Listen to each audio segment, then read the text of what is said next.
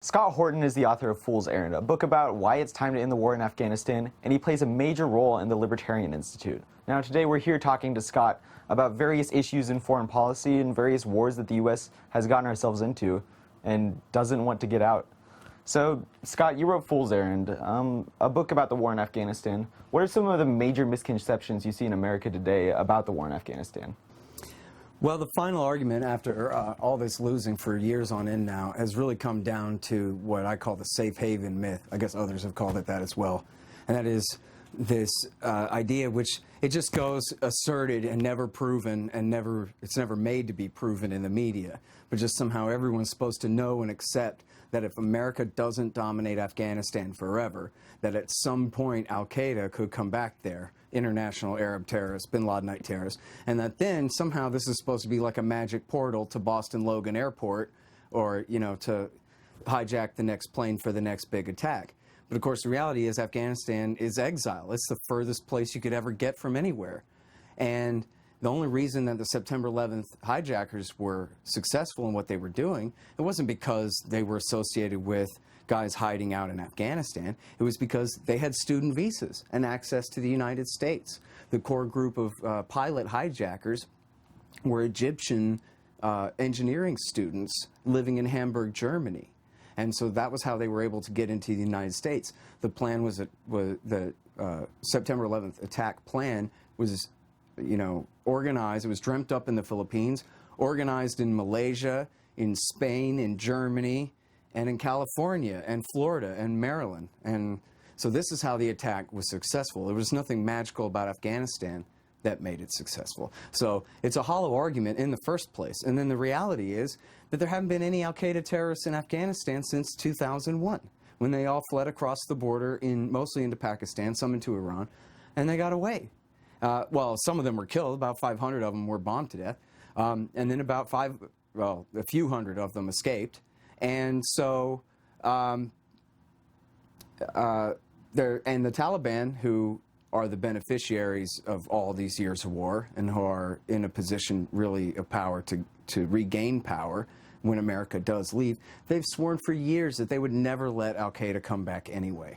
Right. They learned their lesson from last time, and they wish that they had never allowed those guys to be there in the first place. And in fact, they had offered to negotiate to give up bin Laden after September 11th.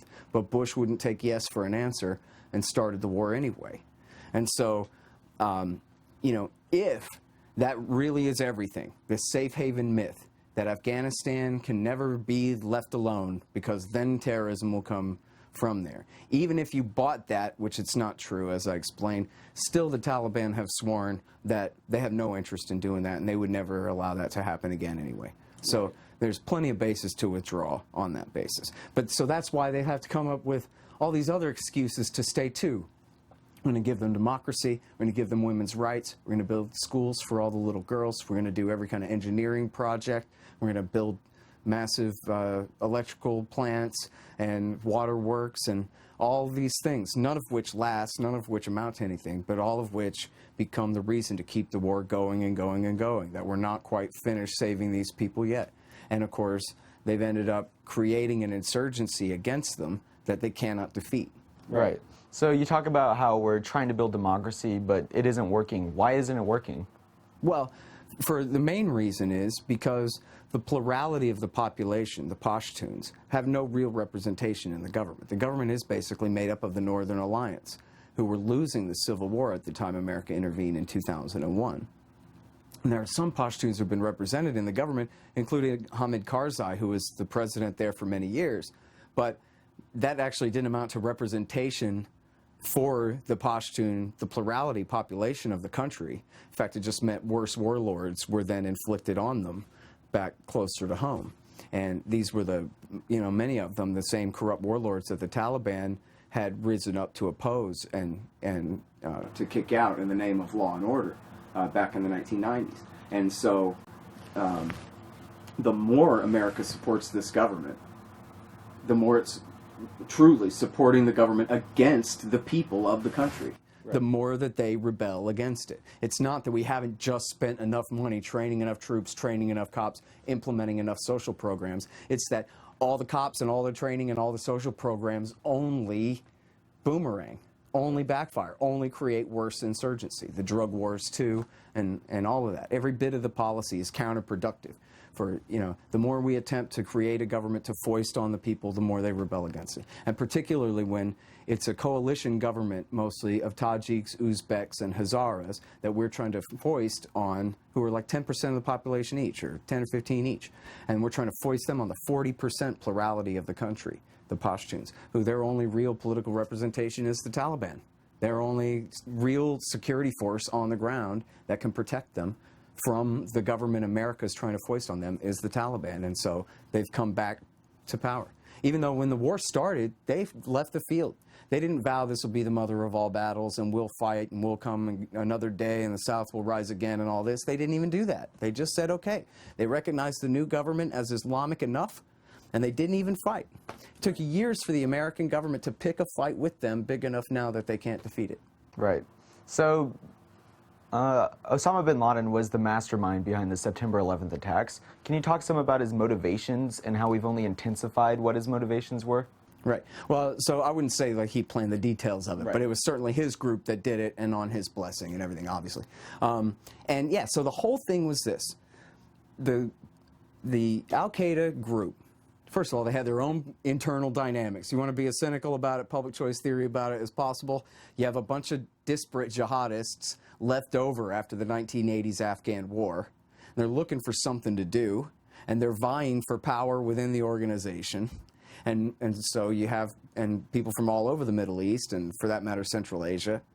And the organizing principle was, come on, instead of trying to convince a bunch of Egyptians that let's focus on the King of Jordan, or trying to convince a bunch of Saudis that let's focus on the government of Egypt, let's all focus on America. Because they are what bin Laden and his deputy Zawahiri, the current leader of Al-Qaeda, called the far enemy. America's the world empire that backs all the kings and sultans and el presidentes throughout the Middle East. And so as long as that's true, they said, then we can't create our Islamo-fascist caliphate, Islamic State, because America will come and bomb it off the face of the earth. So the strategy was not to scare us away with the 9/11 attacks, but to bait America into overreaction. And to be clear, I'm not saying that George Bush is just a fool and a sucker and he fell for it, because I am saying that. But I'm not just saying that, because the bet was that he would cynically exploit it. And I quote in the book, Osama bin Laden's son said, all his father ever wanted was for America to invade Afghanistan. And as soon as Bush came out ahead of Gore in the Florida recount thing with the Supreme Court election, and it was clear that Bush was going to be the president, that Osama bin Laden was so enthusiastic about this.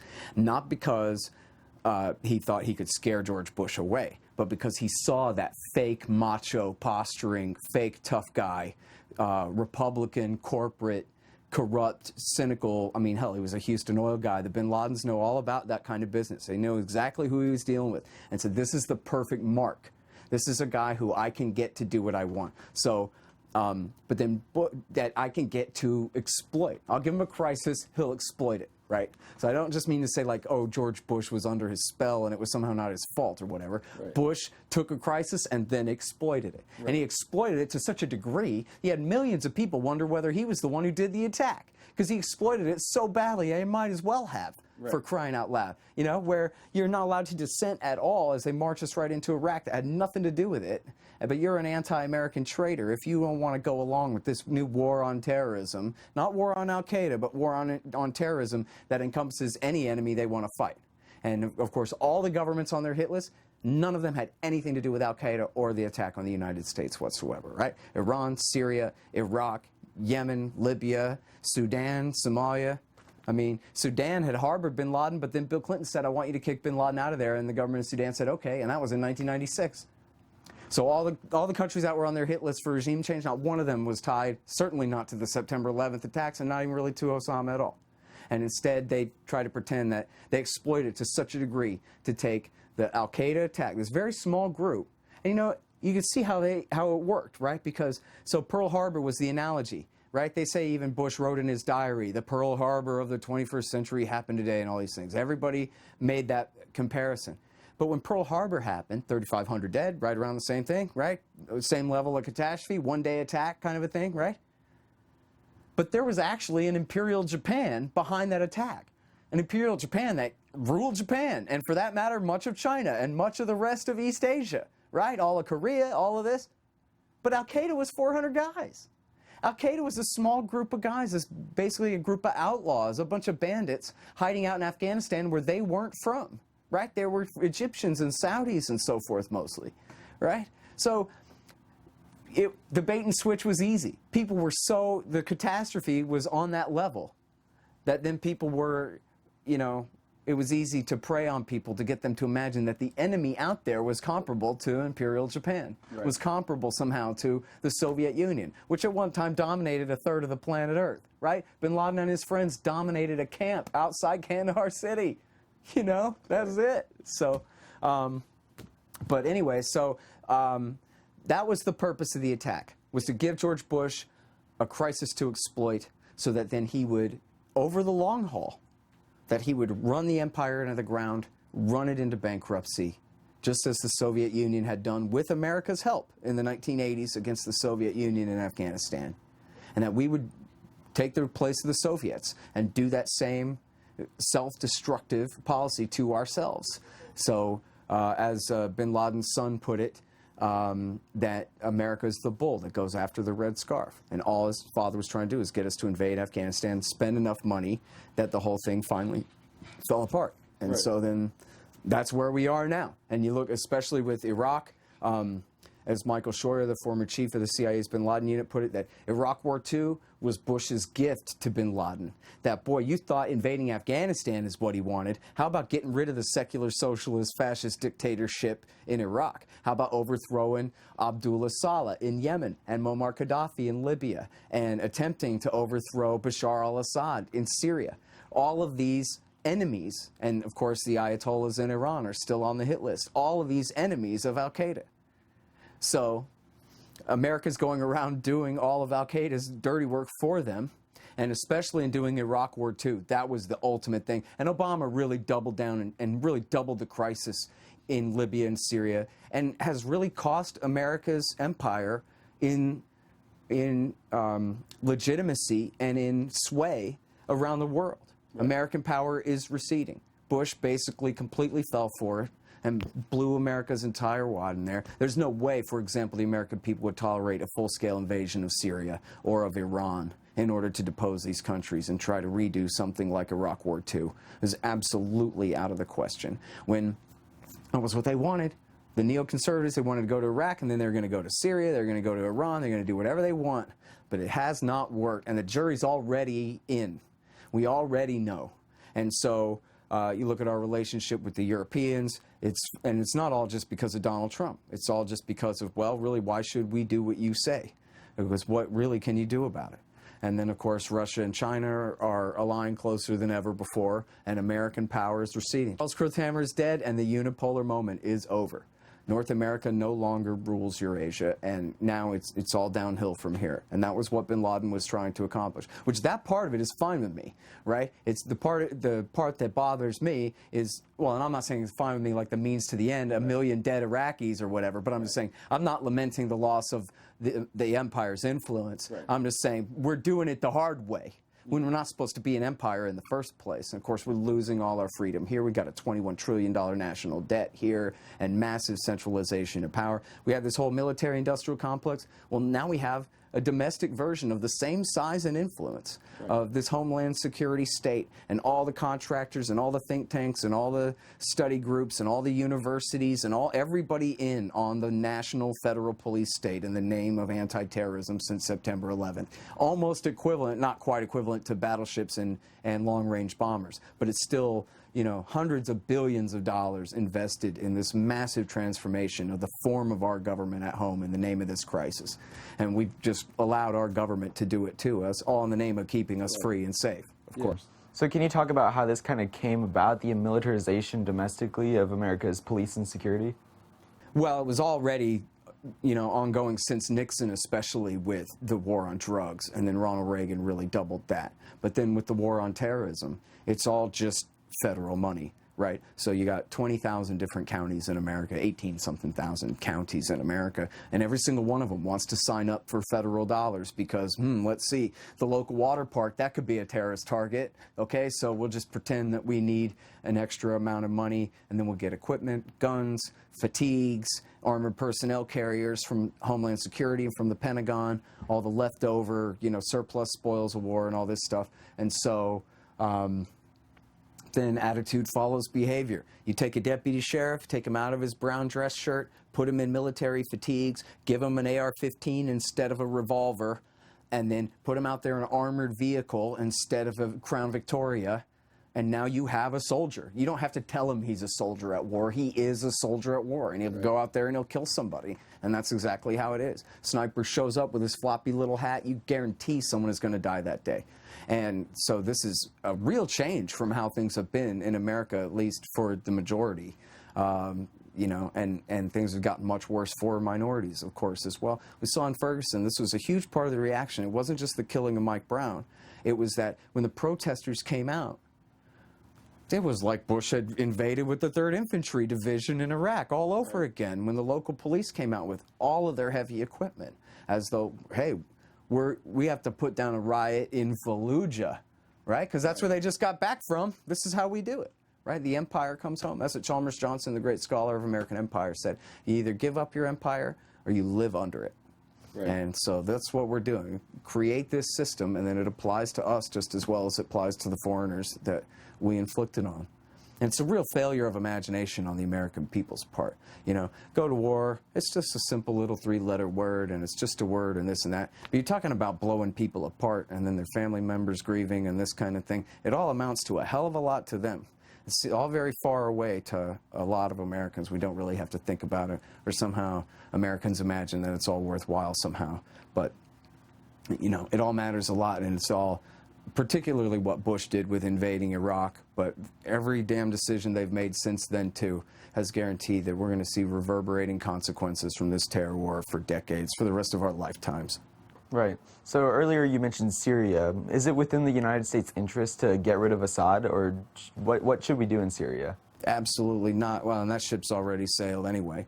And you know what? Even Obama, who spent $1 billion a year having the CIA work with our allies in order to back the al-Qaeda terrorists to fight Assad there, he never really did commit to regime change. I mean, look what he did in Libya. He brought in the Air Force. And he mostly backed the Europeans doing it. The Americans got the most important first few days in, and then turned it over to the British and the French. But he could have done that same thing in Syria. And so we're going to bomb Damascus until we get a regime change. And he was afraid to do that, because he knew the reality was if he'd done that, you'd have had Abu Muhammad Jalani, the leader of Syrian al-Qaeda, would have been sitting on the throne in Damascus. And Obama said, look, if Saudi and Israel and Turkey and everybody want to do this, and all the hawks in America and all the neoconservatives and all of the right in America want to do this, fine, we'll do it, but we're going to do a half-assed job at worst, which is what he did, and which was horrible, and which, after 2.5 years of it, led to literally the creation of the Islamo-fascist caliphate that used to be the retarded, completely ridiculous propaganda of the Bush administration, and the wildest, ridiculous dream of Osama bin Laden that could have never come true, right? Except that with Bush's war in Iraq, leaving Western Iraq, Sunnistan, basically lawless and ungoverned and completely on the outs from the central government there, and cut away from all patronage there. And with the support for the jihadists in the war in Syria beginning in 2011 by Obama, it was made possible. And the Islamic State, with this guy Baghdadi, who was a perfect bin Laden clone, wannabe guy, ended up ruling a state the size and population of Great Britain for 3 years, and erased the border between Iraq and Syria, right, for 3 years, and made this massive change, created the Islamic State that was the wildest dream of these kooks they could have never accomplished in 1,000,000 years if America hadn't done it for them. And that was Obama only giving it a half-assed try, is what came from that. Right. So if he had actually gotten rid of Assad, then, the slogan, the al-Nusra slogan was Christians to the sea, Alawites to the sword, or Alawites to the grave. So, in other words, cleanse all of Syria of all Christians, all Shiites, all Druze, and kill all the Alawites, who are the ruling caste there. Yeah. That was what al-Qaeda wanted. And not that TV would ever tell you this, but the supermajority of the country, the Sunni Arab population, 70%, at least most of them, and I don't know how big of a majority, but certainly a majority of them, as well as all those other minority factions I just named, all backed the government in Damascus there. So it wasn't like this was a broad-based Sunni insurgency led by al-Qaeda types. It was an al-Qaeda type insurgency, and the Sunni population of Syria was still with the central government. The majority of the ranks, even in, I don't know, majority of the officers, but many of the officers were Sunnis, and the vast majority of the ranks of the enlisted were Sunni Arabs fighting for the government against these jihadist kooks. So, no, it was absolutely a premeditated murder plot, and it was something, you know, the Israelis said on the front page of the New York Times, look, our strategy here is we want both sides to continue to hemorrhage to death without either side actually coming out on top. And in fact, at one point, Netanyahu's ambassador to the United States, Michael Oren, said, and this was right after the Islamic State invaded Mosul, sacked Fallujah and Ramadi, and conquered western Iraq, and right after Baghdadi had gone up on the balcony like Mussolini or something at that mosque in Mosul and given his big speech declaring the Holy Caliphate and all this stuff. After that, just after that, at the end of June 2014, Michael Oren at the Aspen Fancy Pants conference up there with Jeffrey Goldberg said, oh, these guys are evil all right, no doubt about it. He made it clear he was talking about ISIS. He referred to the ISIS massacre of 1,700 Iraqi Air Force cadets that they just machine gunned in a parking lot. And he referred to that specifically, and he said, still, they're the lesser evil compared to the Syrian government, because the Syrian government is tied to Iran and to Hezbollah. And Iran, he lied, he said, had military nuclear technology, which is completely a joke. And even if Iran had an atom bomb, they're going to what? Give it to Hezbollah by way of Assad or something? Like, what's he even talking about? It's complete nonsense. But he said the lesser evil is the Sunni evil, even when the Sunni evil at that point meant not some mythical moderates, but the Islamic State, led by Baghdadi, cutting off American journalists' heads and putting it on YouTube. And that was the Israeli position. So, got it. Well, concerning the war in Yemen, why do you think the mainstream media outlets have all but refused to cover the conflict? Partisanship. It's as simple as that. I mean, first of all, there's massive influence by the Saudi lobbies and Israel lobbies in the country and the arms industries and all that. But Obama started the war, and Trump's doubled down on it.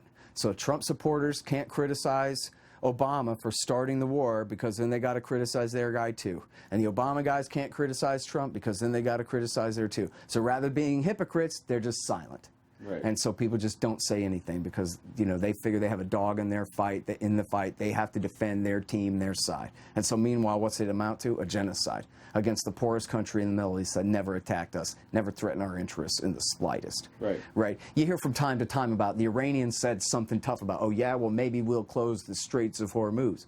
Well, the Houthis never said that about the Bab al-Mandeb, which is the gate of the Red Sea there on the other side of the Arabian Peninsula. Never said that, right? There's not even a hypothetical threat to American interests by the Houthis. It's simply that the Saudis wanted to do this, and Obama went along. It was a big part of why he went along with what the Saudis wanted to do in Syria, too, was he was doing a nuclear deal with Iran, which was unnecessary to restrict their program, which was already safeguarded, which was already guaranteed to be a civilian nuclear program and was not a weapons program. The only reason he did the nuclear deal was because that was never good enough for some reason for the liars, that they were within the Non-Proliferation Treaty and the Safeguards Agreement. So Obama said, well, we're going to double extra lock down their nuclear program so that nobody can say anything about it. And you got to admit, it worked. Like, nobody really has said that, oh, there's Iranian nuclear weapons program. Nobody even tries to bluff that anymore since this second deal that he did on top of the original Non-Proliferation Treaty deal. And so that was a good thing that he did. It should have been unnecessary, because literally it was unnecessary. But in terms of American politics, this was, you know, the threat of war was that Iran was going to make a nuke, and maybe we need to attack them before they get a chance to, right? And he took that away. But then he had to reassure the Saudis that, don't worry, we're not backstabbing you and tilting back toward Iran. we're still with you guys. We're just doing this one thing to ratchet down tensions with them. That's all. And so in order to prove America's loyalty to the satellite, the empire's loyalty to the satellite, we help them wage 2 basically genocidal wars in Syria and in Yemen and gain absolutely nothing out of it whatsoever. Right. You know? And it's seriously bad. And just like in Syria, in the war in Yemen, America is fighting on the side of Al-Qaeda. Now, I'll spare you and won't tell you the whole story, but a lot of this started because of Obama's policy of the CIA drone war against Al-Qaeda in the early part of his government when he first came in 2009 and 10. But that all blew up and led to all these consequences, which led to the fall of the regime, the rise of a new regime, and further war. And now America finds itself fighting on the side of Al-Qaeda in the Arabian Peninsula against their enemies, the Saudis' enemies, the Houthis, who supposedly are backed by Iran, except nobody ever proves that. They just chant it like a magical incantation will make it true or something like that. They're certainly friendly with Iran, but they're not agents of Iran as they're portrayed, the Houthis. And even if they were, Iran and Hezbollah and the Houthis aren't the ones that knocked our towers down. Al-Qaeda in the Arabian, and they're not the ones who tried to blow up the plane over Detroit. That was Al-Qaeda in the Arabian Peninsula. The underpants bomber. Right. Those are the guys that now we're backing. Right. Those are the guys whose side we're on. They're part of the Saudi UAE coalition there. Right. So today we live in an age where just about everybody has connection to pretty much all the information they could ever need from their phones. So in an age like this, is American complicity with war one of apathy or one of ignorance? Yeah, both. I mean, the latter leading to the former, I guess, and vice versa, right? So, you know, a big part of this is the media never is honest about who's who, right? So in Iraq War II, right, 2003 through like 10 or so, they never said, well, see, we're siding with these guys because they won this election and that meant that this is going to happen and that puts us at odds with this faction. Instead, it was, well, we're fighting for the Iraqi people and democracy against the terrorists. But so now you don't know who's who. Which ones are fighting on Iran's side and which ones are fighting on Saudi's side in the regional civil war here? Who's zooming who? They never explain. And so now you could be, if you don't read, but you do watch TV news, you could literally be living in 2018 watching TV news this whole time and still not have any idea who's who and who is on whose side in which alliance over in the Middle East. I mean, eventually you figure out that Hezbollah is Shia and with Iran, maybe. But they never really break it down. And so people are really lost. You know, they really don't know which way is which, and they don't know which consequences led to what. And so it's easy for government to just say, look, there's a crisis, we have to do something about it. You see this going on right now? They go, well, Iran has expanded influence in Syria now. So we have to stay in Syria to keep Iran down. Well, first of all, how does staying in Syria keep Iran down if Iran's already there while we're there? They never answer that, but why is Iran there? Iran's there to help Assad fend off the CIA's Al-Qaeda terrorists. So in other words, if America didn't have a dog in this fight, they'd be the heroes who were defeating the Al-Qaeda terrorists, right? Except our dog in the fight is the Al-Qaeda dog because our government is insane and corrupt and treasonous. And so, you know, their enemy, our government's, our empire's enemy in the Middle East is Iran and their Shiite axis of alliance here, right? But the American people's enemy is Al-Qaeda. They're the ones who attacked us. Right. And they're Iran's enemy as well. And our government would prefer our enemies in order to fight their enemies. Right. So the government, they want people to think a certain way, so they're complicit in the way the war goes. What methods do you see the government using to get the American public to support something like this? Well, I mean, it's a lot of things, but, you know, basically it's kind of the presumption of consensus, right? Like everybody knows, no matter what your opinion on the war, everybody knows that the military is the greatest institution of all and you can never question it. And if you question what the military is doing in any particular war, why, that's the same as taking a knife and stabbing a private in the back or something, you know, spitting on a returning Vietnam soldier. And so at every sporting event, no matter what, I went to the Globetrotters, which was rad, but they made everybody sing the national anthem and God Bless America. I was like, what is this, North Korea or something? Right. To me, But to everybody else, it's like, great, now we sing God Bless America. It's sort of like everybody watches the same network TV show at night that gets the highest ratings or whatever. It's like, this is what defines us as a society. This is the one thing we all have in common, is that at least we all worship the military and would never say a bad thing about it. But you see how, like, that's a complete red herring, right? That's neither here nor there. The question is whether the big, fat, bald-headed think tank dweebs who send them on the missions know what they're doing. Right. Or have even America's best interests at heart at all, right? So now try hiding behind a big, fat, bald-headed think tank dweeb who's never been in a fight in his life and go, hey, you can't talk about our heroes that way, right? Right. But they're the ones who come up with the policies. And we all know that the soldier's job is to do or die. It's everybody else's job to figure out what the mission is supposed to be. And their job is to trust us, the democracy, to figure out what's right. And so they put respect for the military as an obstacle to a real debate, which leads to the betrayal of the military, right? When we just fought 17 years of war that didn't have to happen at all. We just lost 4,000 something guys in Iraq and Afghanistan, not one of whom had to die in this thing, right? Right. And that means that kids that grew up without their older brothers, that means fathers who lost their sons, young ladies who lost their husbands, husbands who lost their wives. You know, women have died in these wars over there too. Right. Americas, I mean, never even mind the casualties for them. So, but the propaganda framing is that to question the policy is to betray the soldiers. And as long as people put up with that, they're going to continue, ironically, being complicit in betraying those soldiers and getting them killed and their lives wasted for nothing, which I think is a real shame. And the fact of the matter is, you know, you can't quit. You try to quit, they put you in jail. You know what I mean? Right. Once you sign up for the job, if you're gullible enough to sign up for the job, once you're in there, then, you know, you're under penalty for quitting. Mostly they're recruiting kids right out of high school who they never had one commie professor to tell them that the CIA is a bad guy ever in their whole life, right? Their dad believes in it, their coach believes in it, their minister believes in it. You know, at every holiday at church, we all stand up and thank the veterans for protecting our freedom, even though no one really believes. Seriously, point a bayonet at your minister and go, I dare you to tell me how Saddam Hussein was threatening my freedom, and see if he can explain it. Right? He can't. It's just a slogan. It's just nonsense, right? He can't explain it because it's not true. But then, so, you know, I forgot the line from the great movie where we perpetuate war by exalting its sacrifices, right? From the Americanization of Emily. It was the great movie where we all say, yeah, you know, the war might be wrong, but the men who fought it are the very best of us. That's a huge incentive for the very best of us to continue to participate in the thing that was wrong, you know? So, and you know, like, frankly, I've had so many enlisted men and officers tell me I'm right.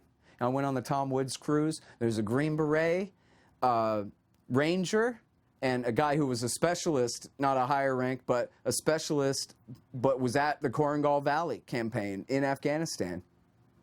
And I thought that these guys were going to read me the riot act. Hey, man, I'm a Green Beret, and I don't like what you said. And instead, they're like, no, dude, you are so right. Right. Almost to the point where it disappoints me. Like, nobody ever tells me I'm wrong. These combat veterans who are from Afghanistan and from Iraq War II, they come to me and they don't ever say to me, I can't think of ever they've said to me, here's what you're missing though, Horton. Right. They just don't. They go, you're right.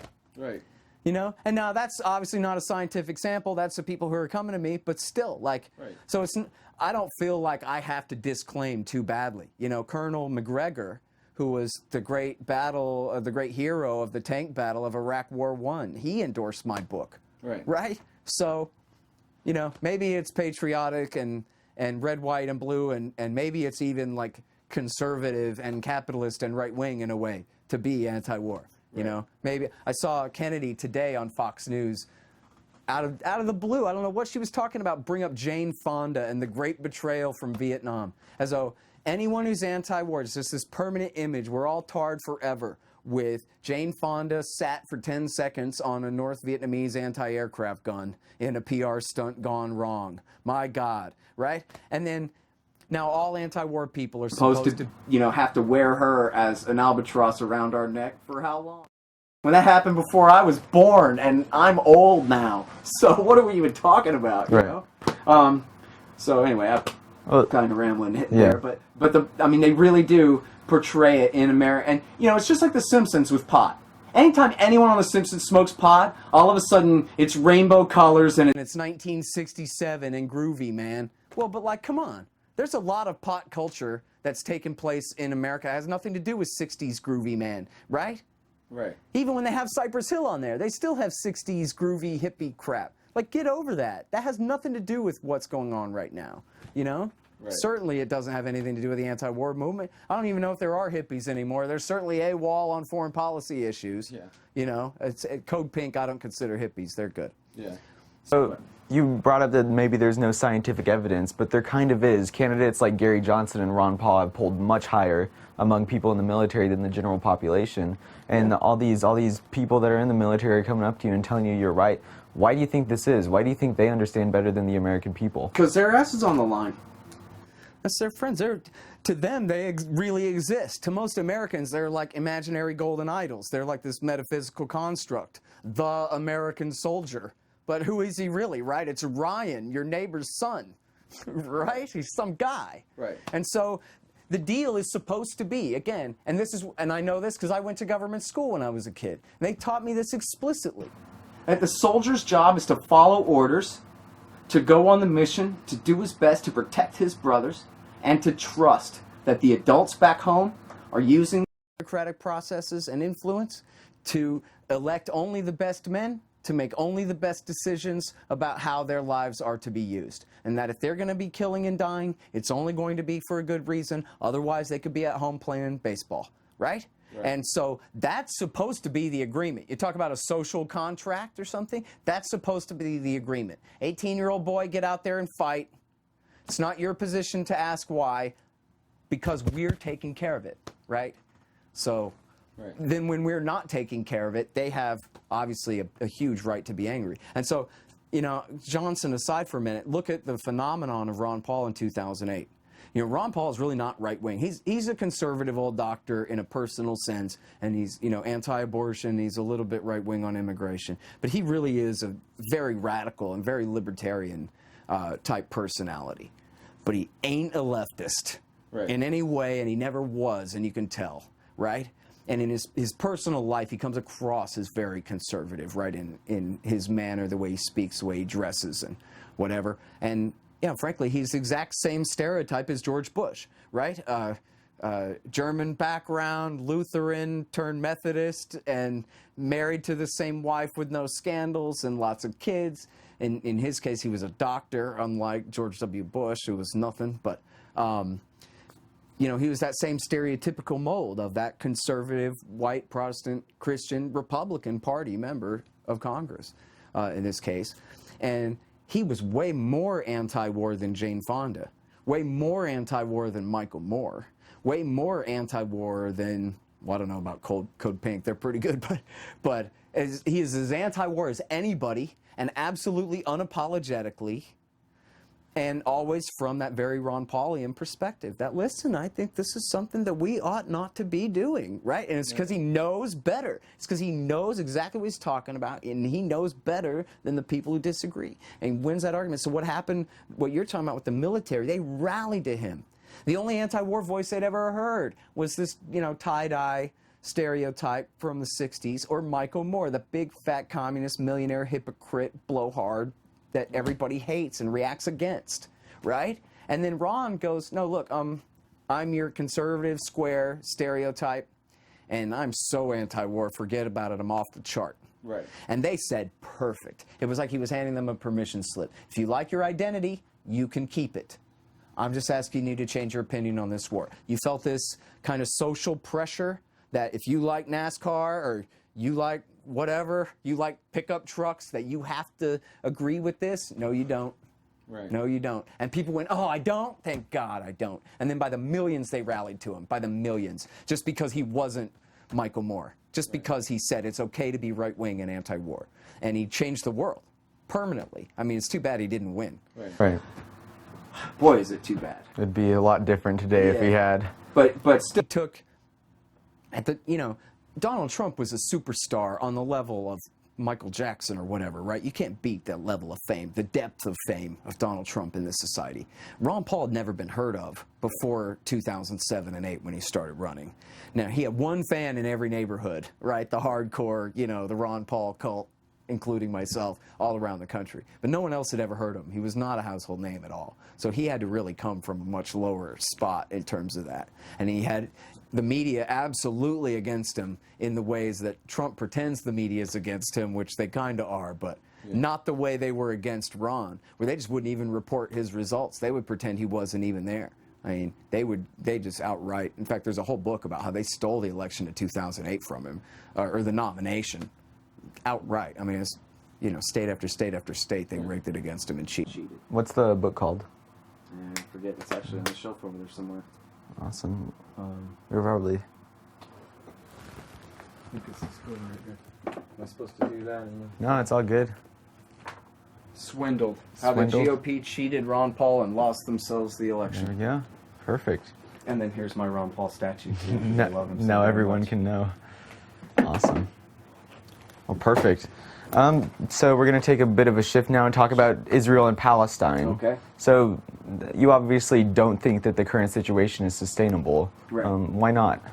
Okay, so from a purely just descriptive, not normative point of view here, in other words, an amoral examination of the situation.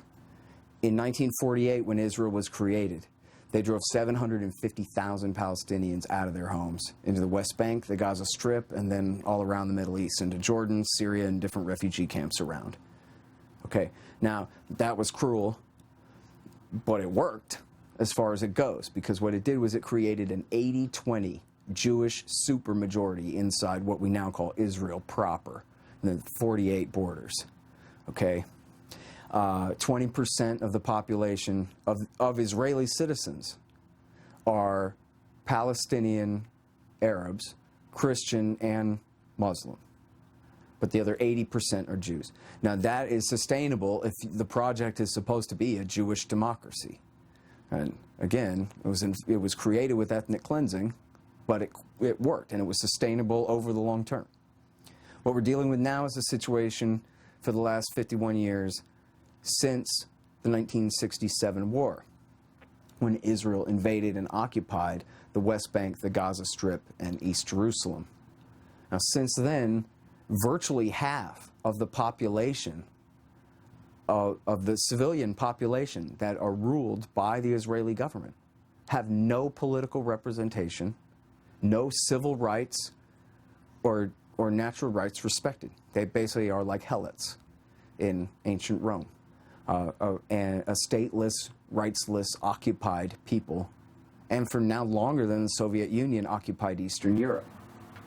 And so they talk forever about the two-state solution. Now, someday, in some form, the Palestinians will be allowed to have the West Bank, East Jerusalem, and the Gaza Strip to be their own Palestinian state. And yet, it's all hot air, because the Israelis actually don't mean it. They've just been, you know, quite obviously and deliberately stringing everybody along as they, quote-unquote, create facts on the ground, which means new settlements, new colonization, and new expansion of basically Jewish colonies, these so-called settlements, on the West Bank, directly in the violation of international law as created by the United States after World War II. That wherever the borders are, America says, you're not allowed to move them with force anymore. You're not allowed to invade a country and then resettle your population into that country. It'd be like if George Bush started resettling people from Florida and South Carolina and Georgia and saying Iraq belongs to you now, it's your holy land, and started moving them to Baghdad, and with the American army to protect them, to do whatever they want to the locals and take over the country and steal it from them in slow motion. And that's the equivalent of what's happening here.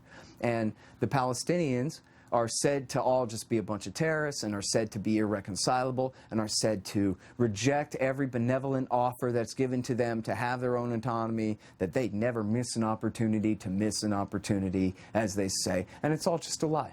And it's just not true. And Donald Trump, just the other day, Donald Trump said, 2 states, I like 2 states, it's a 2-state thing, that's what I would like to see happen is 2-state solution. Very deliberately was saying it repeatedly like that. And he's looking at Netanyahu. Netanyahu's right there. Netanyahu's like, he doesn't care because he knows that Donald Trump is not really going to force him to give up the West Bank and get those settlers out of there. And Netanyahu goes, oh yeah, sure, 2-state solution, that's fine, but Israel will contain full security control of all land west of the Jordan River. Right. In other words, the occupation will never end. The Palestinians will never have independence. They'll never have freedom. They'll never have sovereignty. Meanwhile, they first offered to recognize Israel. The PA did, Palestinian Authority, or the PLO under Yasser Arafat, that became the Palestinian Authority under Oslo. He first recognized Israel in 1988. And Hamas, ever since they won the election in 2006, Hamas has said that they would recognize Israel as part of a negotiation for a 2-state solution. They're not going to give that up yet, but they will give an official recognition of Israel. In other words, if we can just have our measly 22% of what's left of Palestine, we'll take it. You'll let us have it, and we'll recognize Israel. And then the Israelis go, you have to say we're a Jewish state, which means throw all the Palestinian, Christian, and Muslim, Arabs, citizens of Israel under the bus, and the Palestinians take the position of officially declaring them to be second-class citizens in this other country. And they just keep moving the goalposts and moving the goalposts because ultimately the deal is, well, we'll just figure it out. Maybe one day America will get into a war with China, and while nobody's looking, they'll just do another Nakba and kick the millions of Palestinians out of the West Bank. Maybe they'll work a deal with the Egyptians to take control over the Gaza Strip. I don't think they want Gaza nearly as bad as they want the West Bank, apparently. Basically, and there's this incredible book. I just finished it. There's a 2-hour interview on the website about it if you want to listen to it. It's Jeremy R. Hammond. And the book is called Obstacle to Peace, the U.S. Role in the Israel-Palestinian Conflict. And it's about how the international law is the international law, and all the international courts have already made their rulings, and everybody already knows what's supposed to happen here, including UN resolutions that America voted for, that the Israelis are supposed to give the West Bank and the Gaza Strip back. But then America says, hey, shut up, UN, we'll handle this. We will be the referee. We will come in and we will be the neutral broker. We will host the peace talks, and we will come to the final status solution here.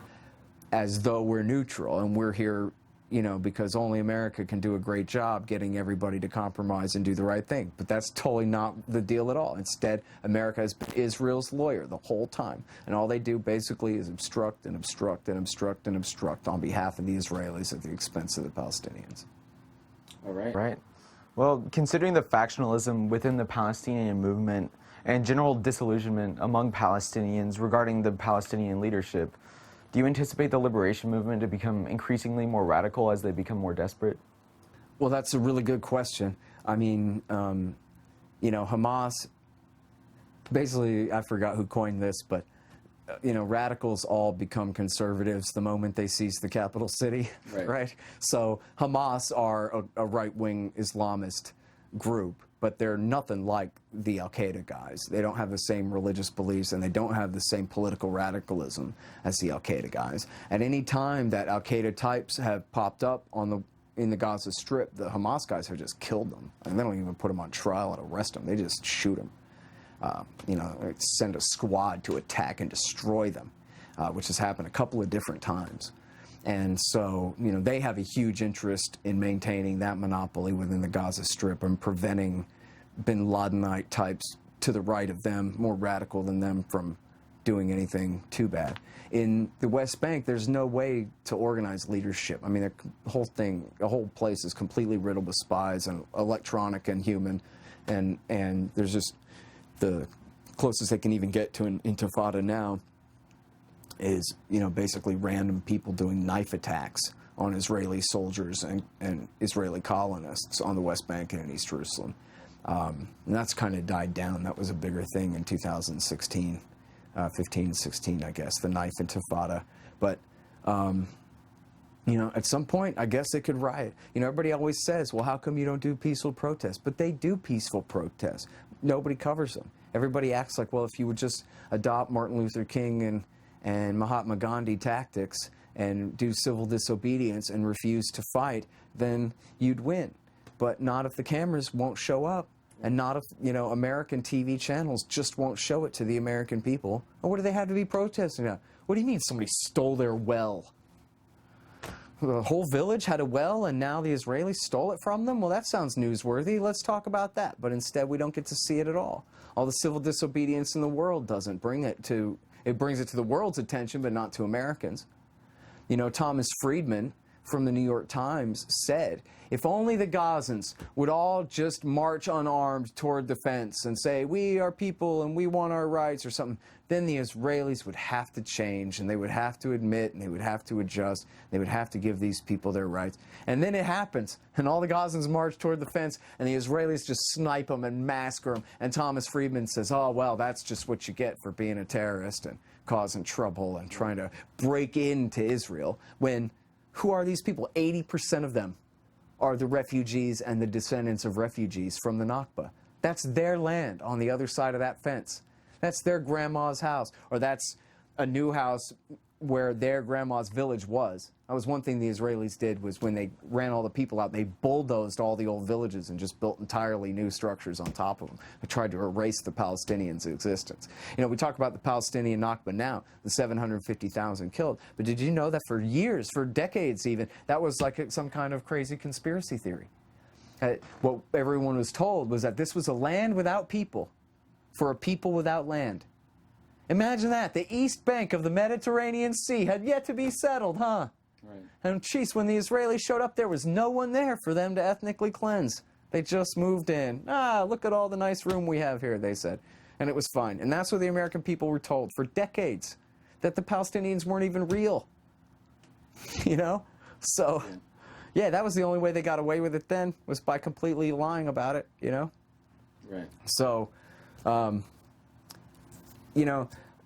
as far as, their factional splits go, I think there's been enough reporting about the willingness of the PLA faction, the Fatah faction and the Hamas faction, and their agreed, their position where they already agree to all of Israel's demands anyway, right?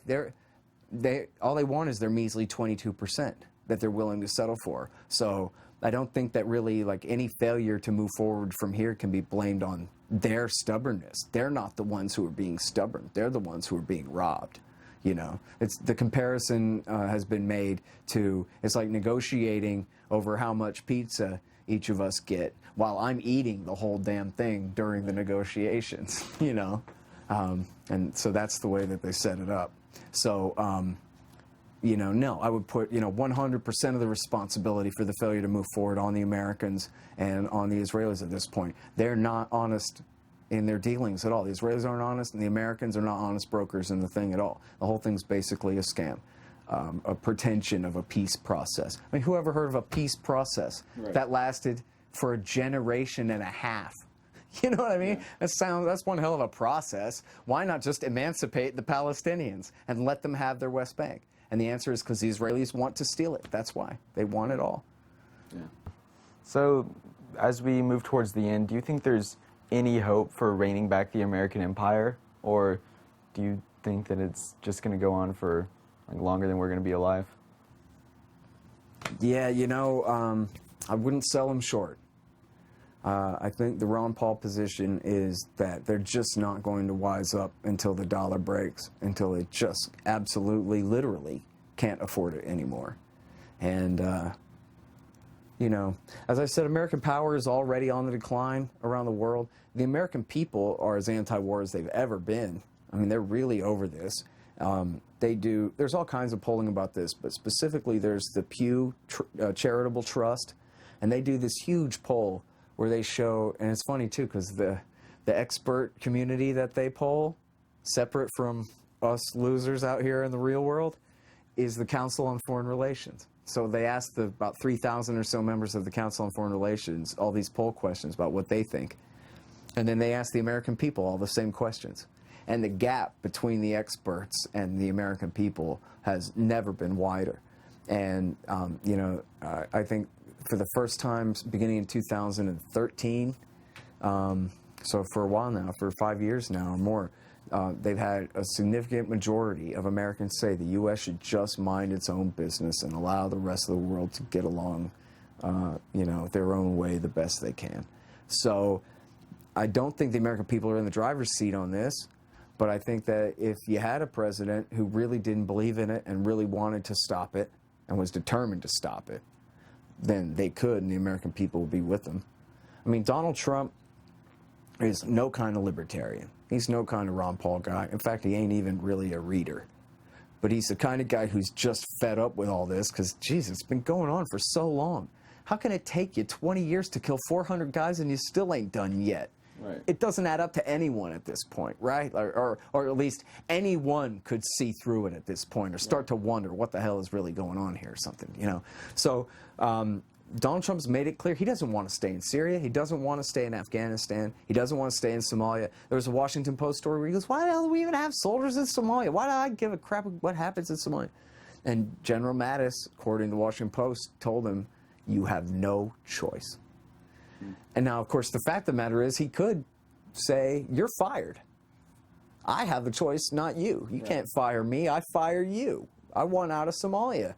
And I'll keep firing secretaries of defense until somebody pulls my troops out of Somalia. The problem is he doesn't care, right? The problem is, he thinks of it as like a waste of money. He doesn't see it as a horrible tragedy. He doesn't see it as, this massive waste of life. He doesn't see it as sowing future conflicts for the American people to deal with into the future. He's just kind of bah humbug about it, And so even though he could end the war in Somalia with a spoken command, he wouldn't even have to lift a pen. He would just say, I really mean it. I want them all out of there tonight. And it would be over. And he could do the same thing in Afghanistan. He could do the same thing in Syria and Iraq. We're still in Iraq War 3.5 right now. The Islamic State is gone, but the Sunni-based insurgency remains. We still have Special Operations Forces and Marines on the ground in Iraq War 3, which they plan on fighting forever against the Sunni insurgency there, I guess. And we know he knows better. We know that he doesn't buy into the whole mythology of America as world leader and the rules-based liberal international order and all these euphemisms for American military dominance and control of the planet. He really doesn't believe in that.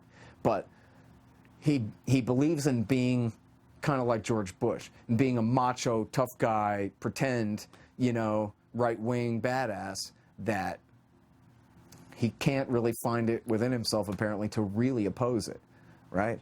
I mean, there was a quote in the new Woodward book, it may be fake, who knows, but it sounds right, where the quote is, why do we even need a strategy for Afghanistan?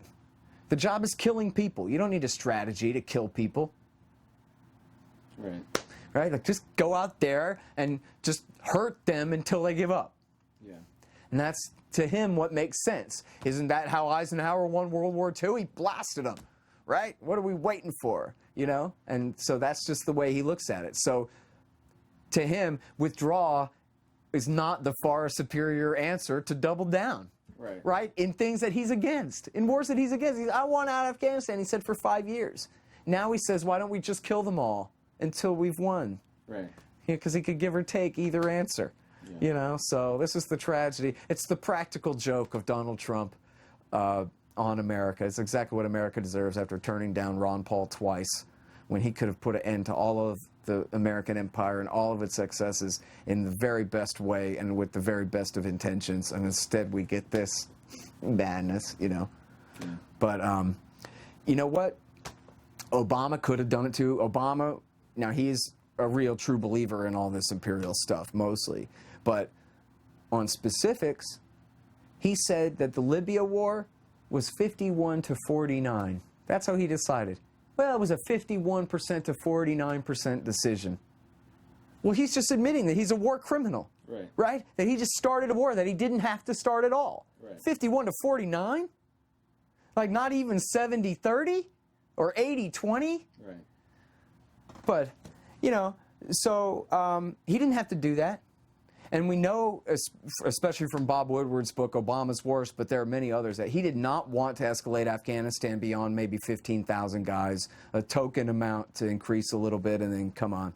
And they completely rolled him, and he didn't have to do it, but he went along anyway. He gave him 90,000 more troops.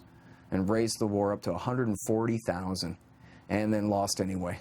Killed all those people and lost anyway. And he knew better, right? So he believes in this liberal world order crap, but you could believe in all that. You could believe in American empire and hegemony without necessarily believing that we have to dominate Afghanistan, you know?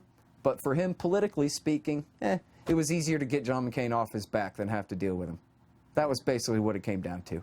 And so it goes to show to me just how badly it does not have to be this way. That really, if Obama or Trump were man enough to just say no, then they could say no. Right. That's all they'd have to do, but they won't. You know, it's right in their grasp. It's right in our grasp. They won't do it. And it's true that, like, okay, people say, yeah, maybe the military would overthrow them or whatever, but so? I mean, if you were the president, wouldn't you do the right thing at your own expense if it was that important? Right. You're the friggin' president, man, right? Yeah. But come on, I mean, that's daydream stuff, right? Yeah. And reality is we got Donald Trump as the president, so He says, the quote is, well, I don't believe in it, and I don't know why we have to do this, but you can have your troops. That's the quote. I'm against it. Okay. And that's in the new book, Fear, by Woodward. You know, the whole time he's dragging his feet, and he says, Yep. Well, that's where we're going to end. Thanks for sitting down with me, Scott. Sure. And thanks for educating all the viewers. Thanks for having me. Awesome.